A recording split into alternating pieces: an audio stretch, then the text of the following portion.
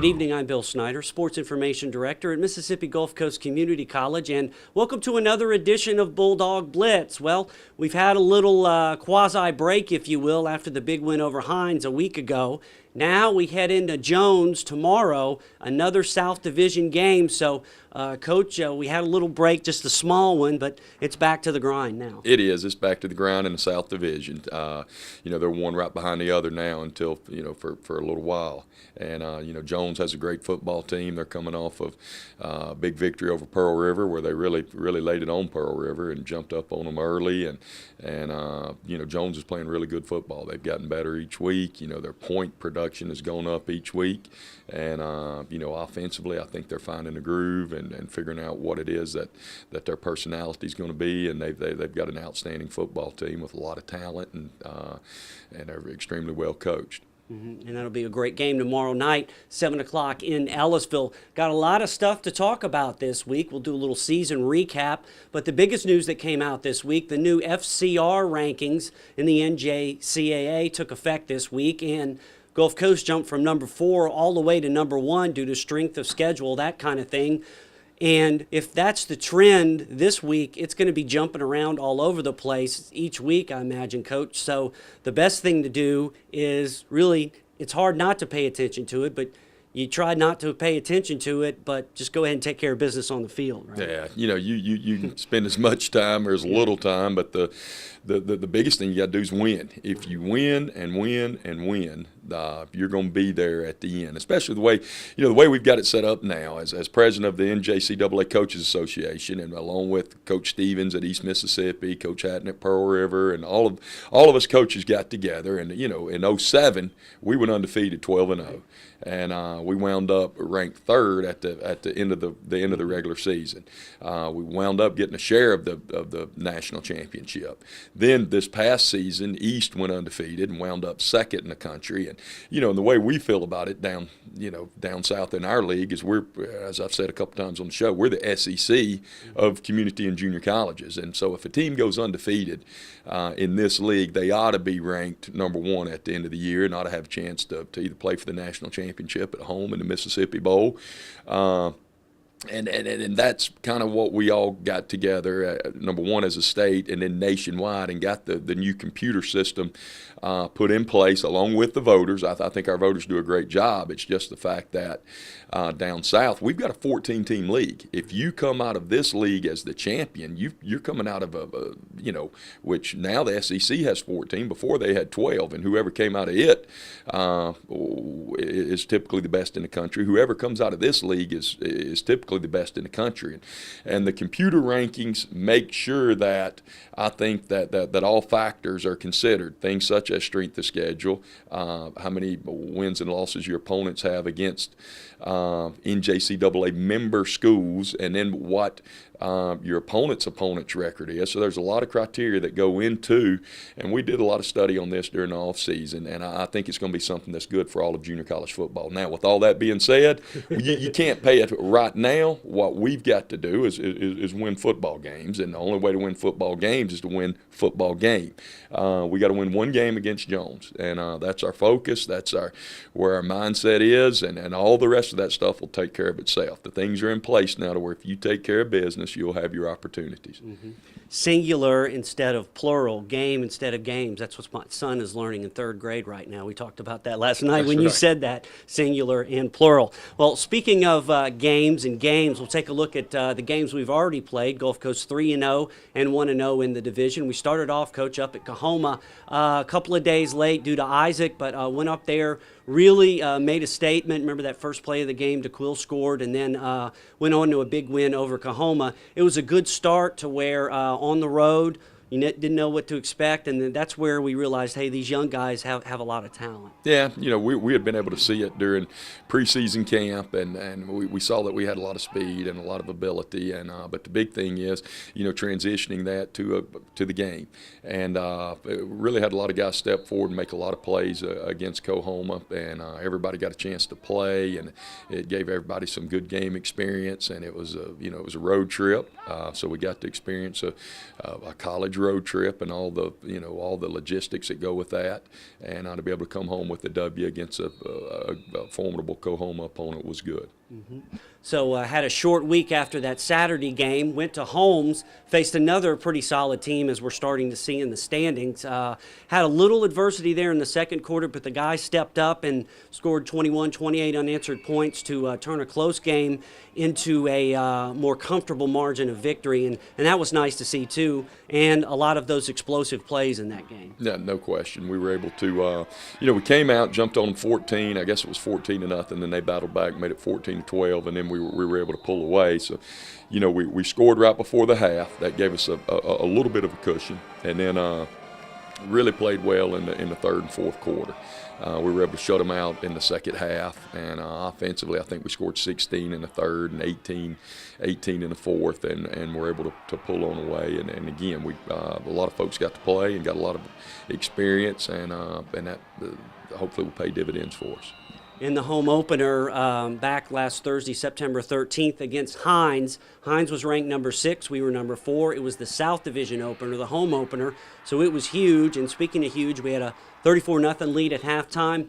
Hines made it more than a little interesting in the second half, but the guys made the plays when they had to keep this thing going. Yeah, no question. We, jumped on them early, which is what you always want to do. I'll take – anytime you play the number 6 ranked team in the country, anytime, put that in there and then just put in a South Division opponent, either one, number 6 in the country or South Division or Hines, ever how you want to look at it. Anybody you play, you want to win the football game any way that you can. Now, you'd love to dominate straight for 4 quarters, and that's what you got to do many times to win. But if you can jump on them 34-0, that gives you a little breathing room, and we needed the breathing room, and so it was good for us to understand. I think now that we understand as players and coaches that you got to play 4 full quarters to be able to rest comfortably, but that's not what it's about, resting comfortably. The deal is to win the game, and we won the football game. Josh Key stepped up, made a big play late, getting the interception. Defense got a stop on their last drive. So, offensively and defensively, played tremendously well in the first quarter. Our defense shut them out. They had a very good offense. And they were great on D. We jumped up 34-0, made a lot of plays. Clint made some great throws. Daquil made some great catches.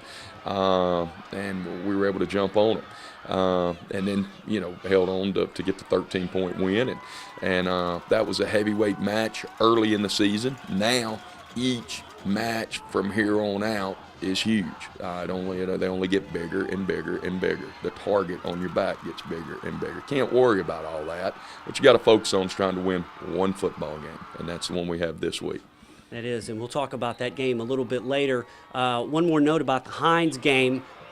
In the field house near the coaches' offices, have a little board set up. It's called Legacy Games. Some big games in the past to kind of show the guys what kind of legacy, what kind of tradition we have here. Would that win over Hines qualify as a legacy game, you think? We'll look back at the end of the season, and I'm sure that one, anytime we beat a top-ranked opponent, which, it typically qualifies as a legacy game, and it's a top 10 win. Anytime we play teams ranked in the top 10 and get a W, it goes down as a legacy game, and that one will definitely go. And we've got everybody we play is a rival. There aren't many non-rival games that we play, so they all qualify as legacy games. Some a little more so than others. Sure. So we'll look at that more throughout the season, just some of the tradition here at Gulf Coast. Now, coming up after the break, we'll do one of our player profiles. We'll head over to the defensive side of the ball, and we'll also have a coach's profile and more information for Bulldog fans coming up here on Bulldog Blitz. We will be back right after this.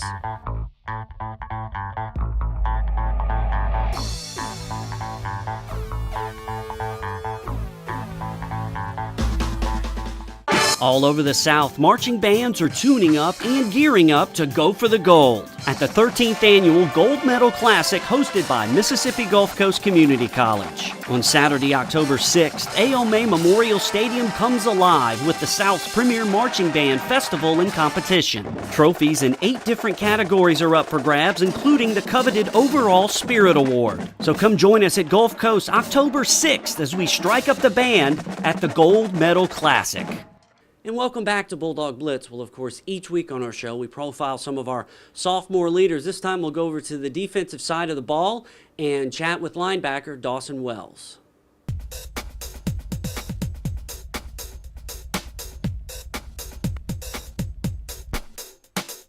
We got me and Kill Corvellis. He stepped up as soon as he got here, so we can count on him. And we got Trey Wofford. He's going to be backing up me and Corvellis.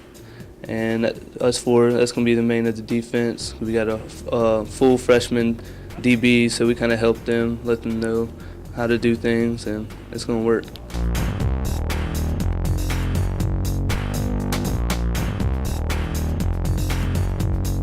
We played in high school together, my junior year, his senior year, and he always gets me ready for the game, tells me like what to expect, because he's played always a year before me.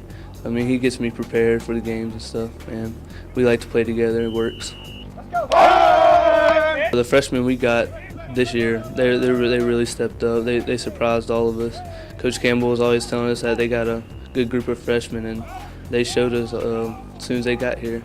But yeah, the sophomores doing a good job. Clint's helping the offense, and me and Kill are leading the defense right now.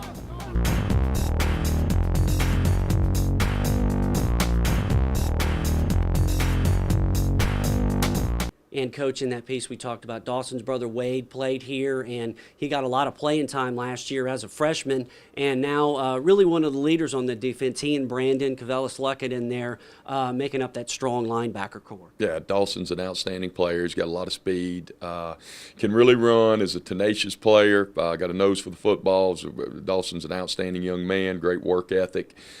He's the kind of leader that you love to have at linebacker, both on the football field and in the dorm, in the classroom. Always takes care of business, and as a coach, he's the kind you love to have on your football team, because he really sets a tempo for the young guys to look up to and to try to emulate. And Dawson's, and we're fortunate to have a chance to coach somebody like Dawson. Great football player and great young man. And one of the coaches that coaches Dawson on the field is our defensive coordinator, Steve Davis. Also this year on Bulldog Blitz, we'll be looking at all our assistant coaches, kind of getting into their psyche, their bios, those kind of things. Right now, here's a look with Coach Davis.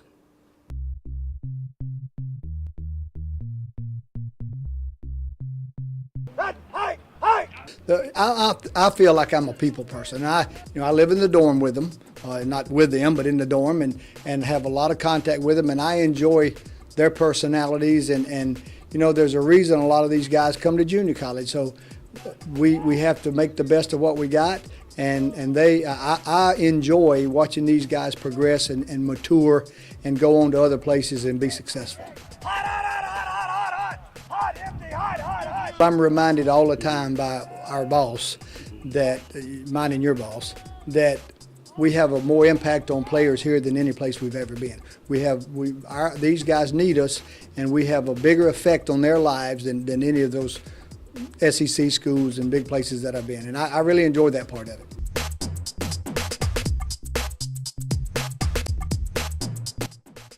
All those guys have great talent, and they were good kids. And we'll be the first to tell you we didn't do this for them.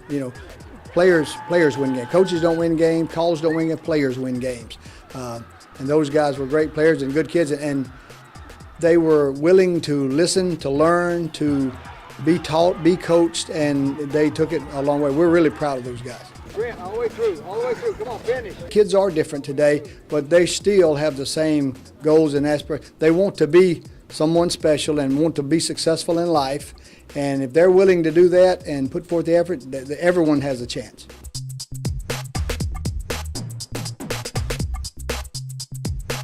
At Mississippi Gulf Coast Community College, it's like this. High school graduates can take classes close to home that transfer easily to universities.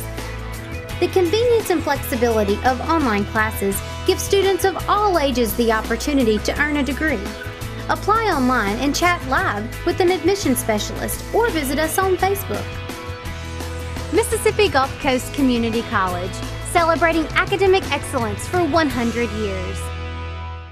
And welcome back to Bulldog Blitz. Well, in the last segment, we were on the defensive side of the ball. This time, we'll go to the offensive side of the ball and check in with offensive coordinator Chad Huff. He's got this week's Chalk Talk segment for us.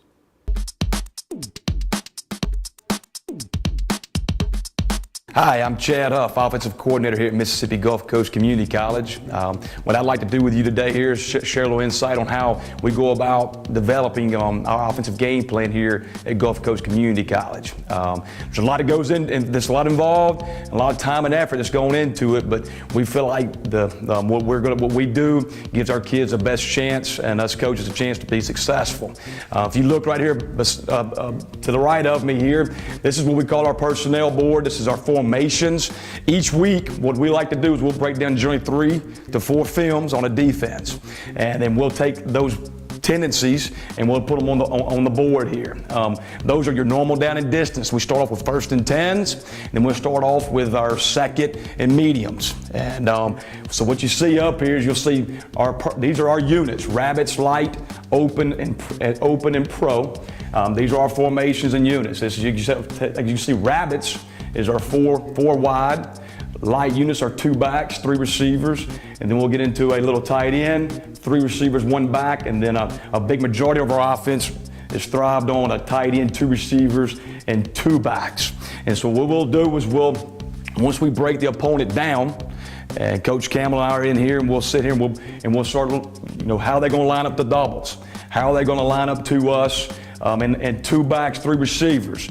How are they going to line up to us out of pro twins with one running back? And each week it's different. Offensively, one formation, one play may be good one week, and then obviously another week it could be totally different. And we spend a lot of our time sitting here figuring out what's going to give us the best chance to be successful on any given run play or any given pass play. And obviously, as you can see, different teams bring different pressures, and that's what you got to have a plan for. You may be able to throw the football out of this formation the week before, but then this particular week here, they bring a lot of pressure from different areas. You may have to change and adjust and formation it up to give yourself a chance to be successful. And then, this is our offensive menu right here. This is what we look at. This is where we develop basically our game plan by looking over at our formation board. Coach Campbell develops his, obviously this is the run game you can look at, and this is what Coach Campbell used for practice. We're not going to obviously practice anything that we're not going to use during the game, so we'll look at what's going to be our best way to run inside zone, what's going to be the best way to run our power, what's going to be the best way to run our wide zone sweeps and counters.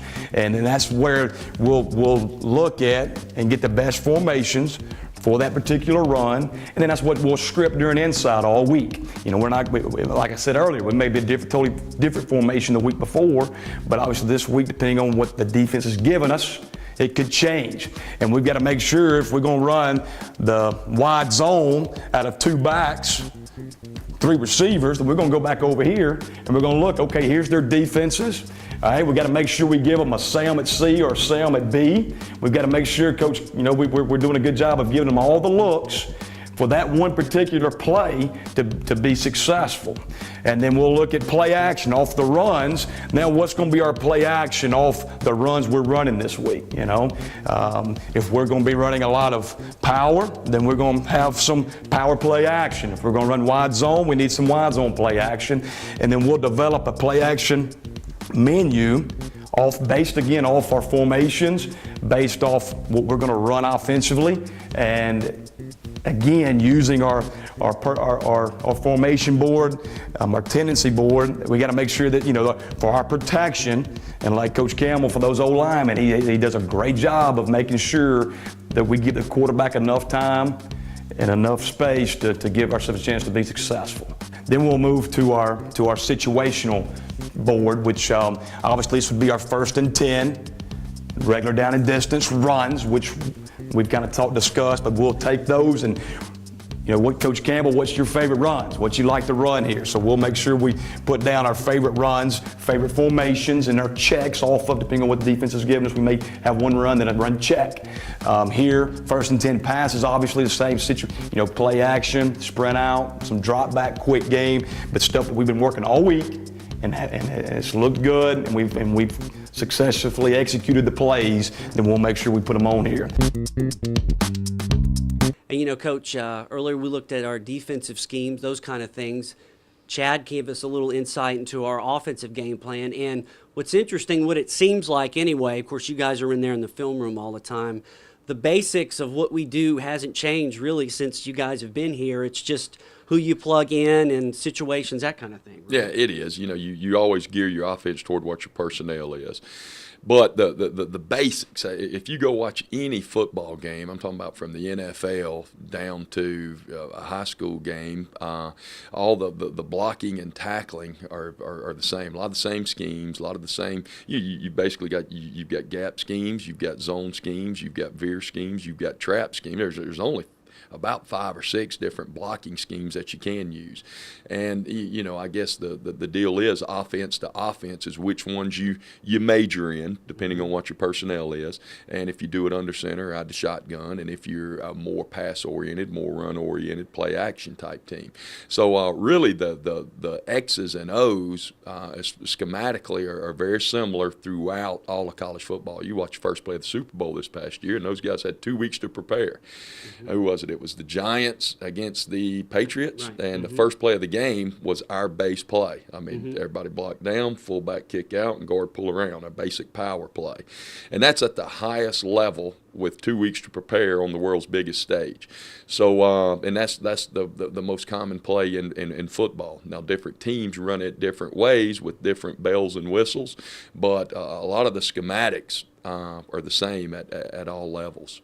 There you go. We've had a lot of bells and whistles this year. We're averaging right around 48, 49 points a game when you factor all 3 games in. But coming up after this break, we will take a look at the next game on the list. That's against Jones. You're watching Bulldog Blitz here on WLOX. Heading in, we will take a look once again at the NJCAA Top 10 poll.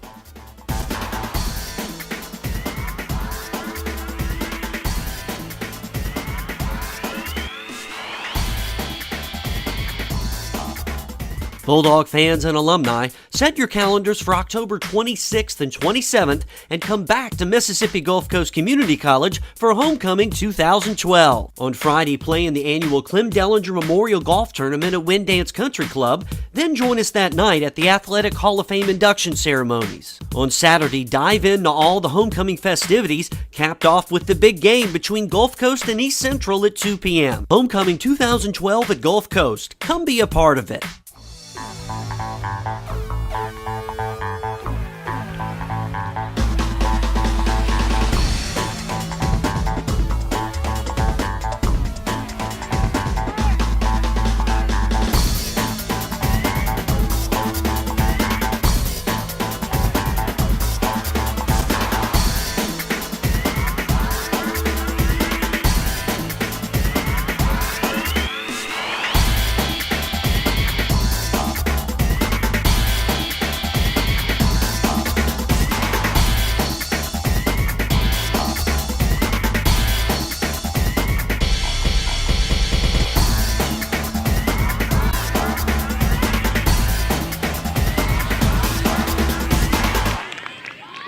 And welcome back to Bulldog Blitz. Well, Coach, we head up to play Jones in Ellisville.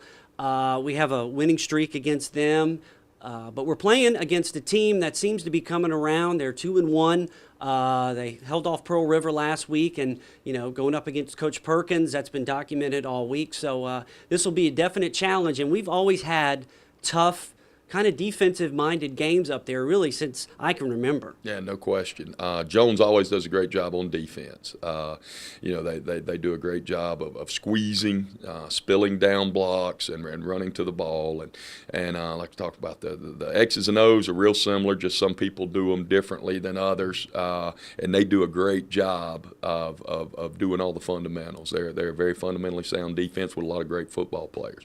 Offensively, what's different about them this year is they're running the football downhill. They got a new offense coordinator, David Thornton, that was over at Southwest Mississippi the last couple, and that was at Northwest. You remember when we played Northwest and beat them in overtime, right, and then come back and played them in the playoffs a couple of years? Well, he was their OC, and you remember that overtime game? They pounded the rock. And that they do a good job, or are doing a great job right now, mixing the run and the pass. They've got some great backs in the backfield, an outstanding offensive line, very smart, good quarterback with a live arm, and some weapons out at wide receiver. So they're a very good football team, and they're getting better each week. I mean, they had score in the fourth quarter of the Pearl River game was 39-13. Kind of like our game. Real similar to our game. They had that game very much in control. It was 39-13 with 6 or 8 minutes to go, and then I think maybe Favre takes them down. They score, make it 39-20. They hold them. They get a punt return, 39-27. Then Jones's punter drops a snap, and that makes it 39-34, and they're an onside kick away. Pearl River was an onside kick away from having an opportunity to win the game, and they didn't get the onside kick. But it was 39-13 late in the game, and Jones was in complete control. So Jones is a very, very, very good football team, very physical football team. Jones has always been the most physical team that we play each year, and that's a tribute to the job that those guys do coaching, and the talent that they've got. They got a lot of big, strong boys over in that area, and they've always done a good job. Great challenge, one that we're looking forward to. Kind of neat coaching against Coach Perkins. You don't really think about that right now, but I guess later on, you'll think about the people you've coached against, and that's got to be pretty high up there. Yeah, it is. I was a big Alabama fan growing up, and it was my senior year of high school when Ray Perkins got Bear Bryant, I guess, 83, maybe it was the 82 season, 83, but I know I'm a senior in high school. We had a guy, Doug Allen, was a great player for us in high school. Signed with Coach Perkins at Alabama. So I remember, Ray Perkins wouldn't remember this, but I remember being in high school, and he comes and visits Doug, who was our great high school player, and Alabama signed Doug Allen. Doug goes on, plays at Alabama for Coach Perkins, and wound up, Doug's one of my good friends today, wound up playing for Coach Perkins with the Tampa Bay Buccaneers. So, I've been following Coach Perkins' career for how many years is that? 28, 30 years. He's a great football coach, coached at a lot of levels, and done a real good job. You've got those memories like I do with Scott Bruner, the backup quarter. When I saw that, I was like, I remember they played. He was with the Giants. They beat the Cowboys in the playoffs. It was just one of those. It sticks in your mind. But we'll have, we said, more memories coming up Saturday night as Gulf Coast takes on Jones. Of course, you can watch via streaming video at mgccbulldogs.com or listen at 103.1 FM WOSM. And as always, all our Bulldog athletic info via twitter.com/PerkSID and also on Facebook, Bulldog Live, and on our website. So we'll get ready for that game, and hopefully we'll see you there and enjoy watching it or listening or cheering for us up in Ellisville as Gulf Coast takes on Jones. For head coach Steve Campbell, I'm Bill Snyder. Thanks for watching Bulldog Blitz as always. Have a great night and a great weekend.